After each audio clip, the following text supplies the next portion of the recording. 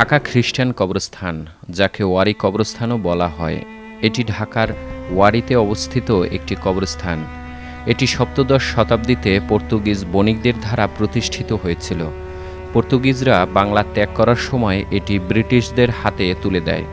ব্রিটিশরা বাংলা ছেড়ে যাওয়ার সময় এটি লিখিতভাবে অ্যাংলিকান চার্চের কাছে হস্তান্তর করা হয়। এটি বাংলাদেশ সরকার ও ইউনেস্কো কর্তৃক স্বীকৃত একটি প্রত্নতাত্ত্বিক স্থান।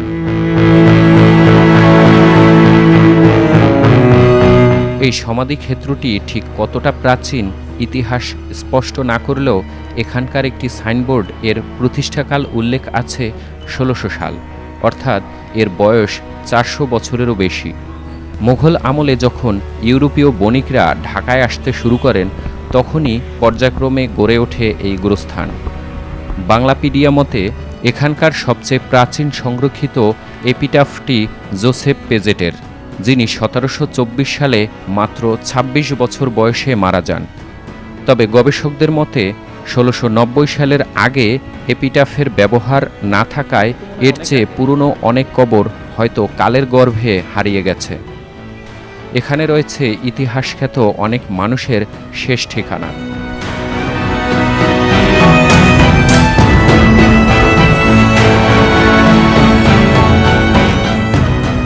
১৮২৪ সালে শিপ রেজিনাল্ড হেবার এসে এখানকার স্থাপত্যের প্রশংসা করেছিলেন। তার বর্ণনায় উঠে আসা রহস্যময় কলম্বো সাহেবের মোঘল ও ইউরোপীয় মিশ্রণ ঘরানার সমাধিটি আজও দর্শনার্থীদের টানে, যার আসল পরিচয় আজও অজানা।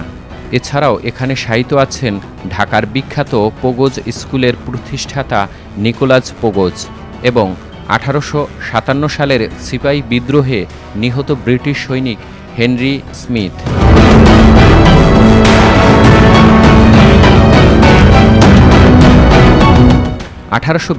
সালে নবাবদের আমন্ত্রণে এসে দুর্ঘটনায় মারা যাওয়া বিখ্যাত নভোচারী জ্যানেট ভ্যানকেও সমাহিত করা হয়েছিল এখানেই।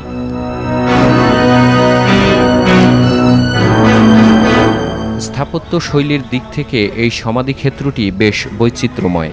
এখানে মূলত ৬ ধরনের সমাধি দেখা যায়। টাইপ এ, একেবারে প্রাচীন বা নতুন রূপ। টাইপ বি, মৃষ ধাতের তোরণ, যা কোনো প্রাতিষ্ঠানিক সংরক্ষণ ছাড়াই টিকে আছে। টাইপ সি, ডি এবং ই, কলকাতার সমাধির মতো ওবেলিক্স ও কলস আকৃতির, যা দেখতে অনেকটা ভারতীয় পিরামিডের মতো।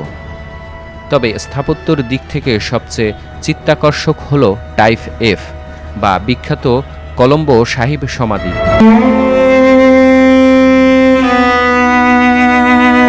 ডোরিক ও আয়রন কলামের মিশ্রণে তৈরি এই অষ্টভুজাকৃতির সমাধিটিতে মোঘল আমলের স্থাপত্যের স্পষ্ট প্রভাব রয়েছে। ৩টি সমাধির সমন্বয়ে গঠিত এই স্থাপনার চারিদিকে রয়েছে 4টি দরজা এবং ওপরের অংশে রয়েছে স্বর্গের পরীর চমৎকার খোদাইকর্ম।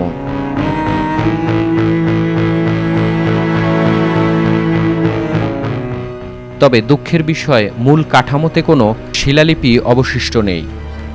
সংরক্ষণ আর সংস্কারের অভাবে প্রায় ৪০০ বছরের পুরনো এই স্থাপত্যশৈলী আজ বিলুপ্তির পথে।